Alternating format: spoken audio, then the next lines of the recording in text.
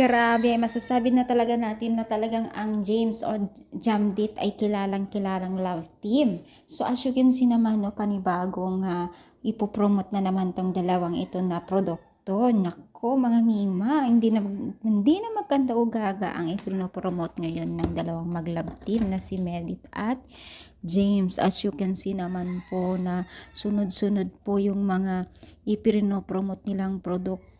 So, hindi magkandaw gaga ang nagpapapromote sa kanila, which is deserve naman po nila ito dahil syempre kilalang kilala na sila sa larangan ng social media at bilang mag-love team.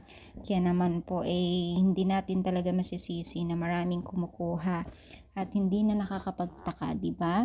So, ang blessing talaga, pag ang blessing ay lumapit sa iyo, ay hindi na talaga mapipigilan, no, sa kagaya netong pagpo-promote nila ng iba't ibang product at produkto or company ay talagang yan ay simbolo ng kanilang pagiging sikat bilang love team din, no. So sana nga tuloy-tuloy din ang opportunity nila na sumikat pa at pagkaroon ng charity, at sila po talaga ay nagcha-charity vlogger ngayon. Kaya naman po deserve naman po nila kung ano po yung kanilang natatamo ngayon, kasi unang-una talagang hindi mo mapigilan ang kanilang kasikatan at maraming sponsor na nagbibigay ng kanilang mga bagay-bagay, nagbibigay, nag-aabot at mga travel nila, di ba? Kaya deserve naman po nila.